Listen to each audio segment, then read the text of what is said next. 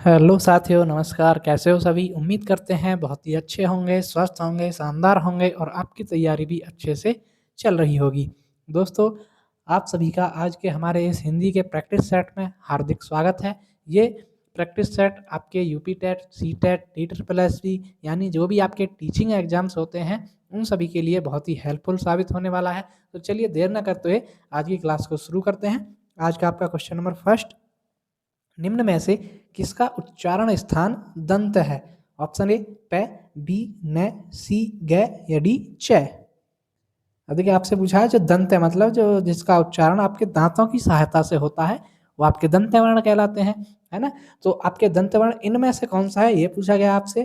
तो देखिए आपका जो दंत वर्ण होता है, जो तय वर्ग का जो वर्ण होते हैं, तय वर्ग में 5 वर्ण होते हैं। तय वर्ग में जो तय वर्ग होता है पूरा का पूरा ये दंत वर्ण होता है। अब तय में से देख लीजिए तय वर्ग में से कौन सा इसमें दिया हुआ है। तो देखिए तय में से आपका हमारा ऑप्शन नंबर बी दिया गया है। तय थ द ध न, ये आपका ऑप्शन नंबर बी यहाँ पर न जो है ये आपका दंत्य वर्ण हो जाएगा। ऑप्शन नंबर बी यहाँ पर बिल्कुल सही होता है। ठीक है फ्रेंड्स, चलिए नेक्स्ट पर चलेंगे। क्वेश्चन नंबर 2, कौन सा व्यंजन नासिका द्वारा उच्चारित होता है? ऑप्शन ए ण, बी ज, सी ड या डी द।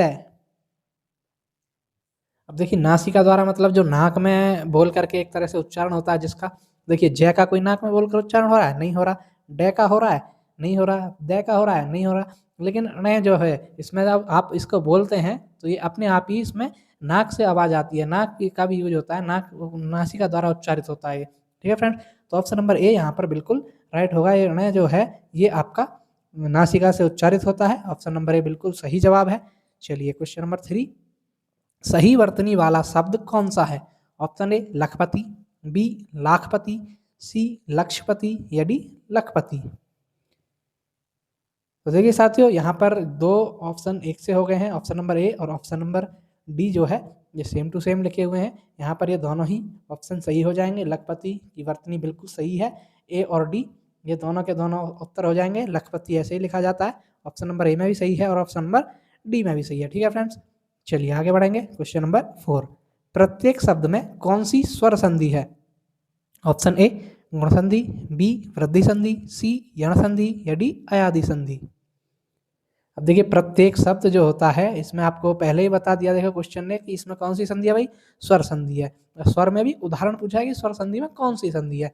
तो इसका संधि विच्छेद क्या बनता है? प्रतिधन एक, है ना, यही बनता है ना। प्रतिधन एक मिलकर के आपका प्रत्येक बनता है। तो इसमें कौन सी संधि हो जाएगी? इसमें होगी आपकी यण संधि। ठीक है फ्रेंड्स, ऑप्शन नंबर सी यहाँ पर बिल्कुल सही होगा। यण संधि आपका सही जवाब है। चलिए next question number 5, Neel Kamal में कौन सा समास है? ऑप्शन ए द्विगु, बी कर्मधारय, सी अव्ययभाव या डी बहुव्रीहि। तो देखिए नील कमल जो शब्द है इसमें जो समास होगा वो होगा आपका कर्मधारय। कर्मधारय क्यों होगा भाई? जो कर्मधारय समास होता है जहाँ वहाँ विशेषण विशेषता जो पाई जाती है वहाँ कर्मधारय समास होता है। अब देखिए नील कमल, कमल कैसा है? नील मतलब नीला। कमल की विशेषता बताई जा रही है, कमल नीला है। तो जहाँ पर विशेष्य विशेषण का बोध होता है वहाँ आपका कर्मधारय समास होता है। ऑप्शन नंबर बी यहाँ पर बिल्कुल सही है। चलिए आगे बढ़ेंगे। क्वेश्चन नंबर 6, डंडा शब्द है। ऑप्शन ए तत्सम, बी तद्भव, सी देशज या डी विदेशज। तो देखिए डंडा शब्द जो है ये हमारा देशज शब्द है। ऑप्शन नंबर सॉरी तद्भव शब्द है। डंडा हमारा तद्भव शब्द है। ऑप्शन नंबर बी यहाँ पर बिल्कुल सही होगा। कैसा है भाई? तद्भव है। ठीक है फ्रेंड्स, चलिए आगे बढ़ेंगे। क्वेश्चन नंबर 7, अवसाद शब्द का विलोम है। जो अवसाद शब्द है इसका विलोम क्या होगा? ऑप्शन ए उदास, बी उल्लास, सी अनादर या डी अनुल्लास।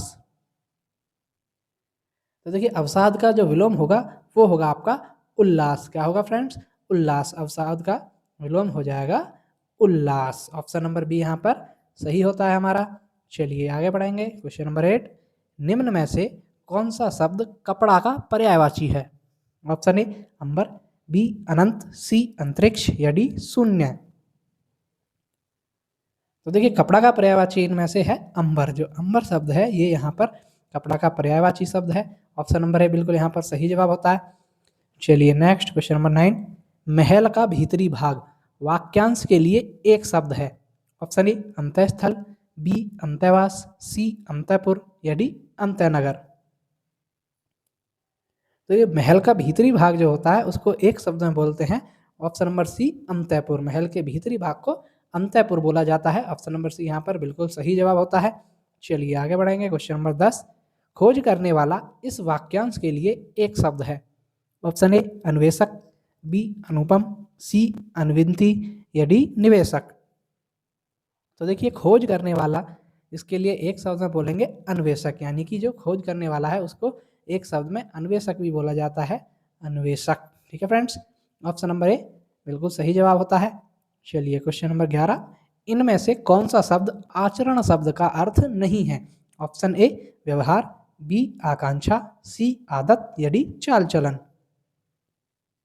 तो देखिए इनमें से आचरण शब्द का अर्थ कौन सा नहीं है भाई, आकांक्षा नहीं है। देखिए आकांक्षा शब्द होता है एक तरह से इच्छा प्रकट करना, किसी से उम्मीद रखना, ये सभी आकांक्षा होती हैं। जबकि आचरण जो होता है उसका व्यवहार, उसकी आदत कैसी है, उसका चाल चलन कैसा है, ये सभी उसके अर्थ देते हैं, लेकिन आकांक्षा नहीं देता है।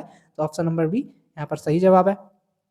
चलिए क्वेश्चन नंबर 12, प्रयोजन का समानार्थी शब्द नहीं है। ऑप्शन ए हेतु, बी लक्ष्य, सी उद्देश्य या डी नियोजन। अब देखिए प्रयोजन का जो समानार्थी नहीं होगा वो नहीं होगा नियोजन। जैसे प्रयोजन होता है किस हेतु काम में लिया जा रहा है, भाई उसका लक्ष्य क्या है, उसके उद्देश्य क्या है, तो ये सभी समानार्थी होते हैं प्रयोजन के, लेकिन नियोजन नहीं होता है। तो इसीलिए हमारा ऑप्शन नंबर डी यहाँ पर सही जवाब है।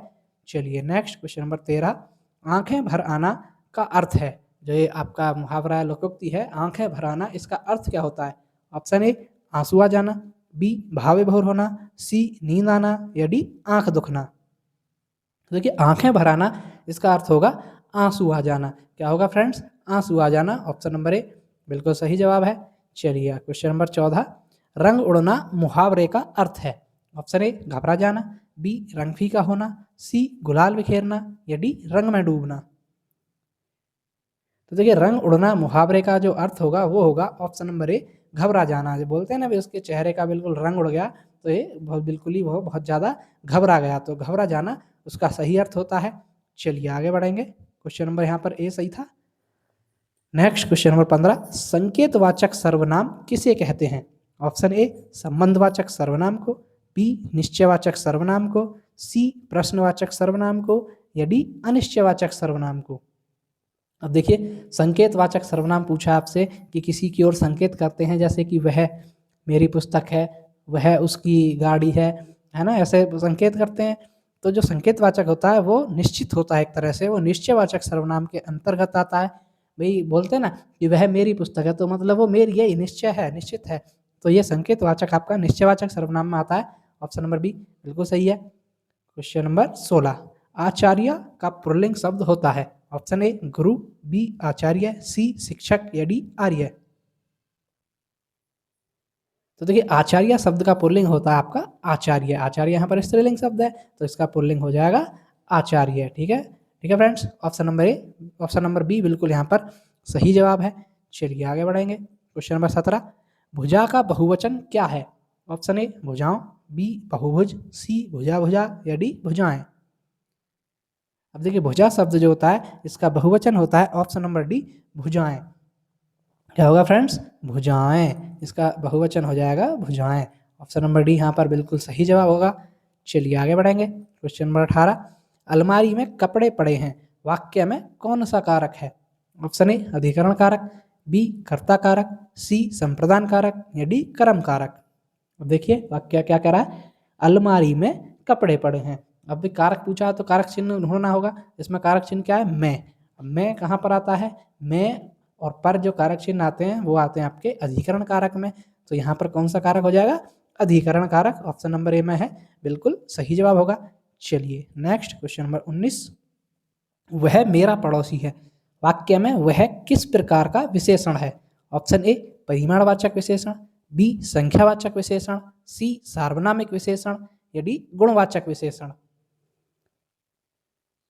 तो देखिए वह मेरा पड़ोसी है, इसमें विशेषण पूछा है, तो उसमें कौन सा विशेषण हो जाएगा, होगा भाई सार्वनामिक विशेषण। क्योंकि जो वह है, ये वह मेरा पड़ोसी है, वो पड़ोसी के लिए वह जो शब्द हुआ है वो सर्वनाम की तरह यूज हुआ है, तो आपका सार्वनामिक विशेषण होगा।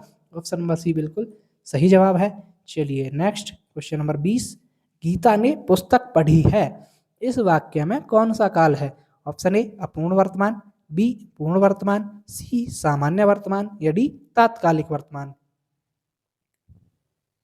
तो देखिए वाक्य क्या है, गीता ने पुस्तक पढ़ी है, कि भाई गीता ने पुस्तक पढ़ी है, अभी पढ़ी है, तो क्या हो गया इसका, इसमें वह तो वर्तमान तो है लेकिन वर्तमान कौन सा होगा, तो ये होगा आपका पूर्ण वर्तमान, क्योंकि भाई उसने पुस्तक पढ़ी है, वो पढ़ ली, पुस्तक पूरी हो गई है ना, पूर्ण वर्तमान हो गया है। ऑप्शन नंबर बी यहाँ पर बिल्कुल सही जवाब होता है। तो दोस्तों ये थी हमारी आज की क्लास। आपको क्लास कैसी लगी, क्वेश्चंस का लेवल कैसा लगा, कमेंट करके ज़रूर बताएं। जो भी साथी चैनल पर पहली बार हैं कृपया चैनल को सब्सक्राइब कर लें, ताकि ऐसी इन्फॉर्मेटिव क्लासेस और वीडियोज आपको डेली मिलती रहें।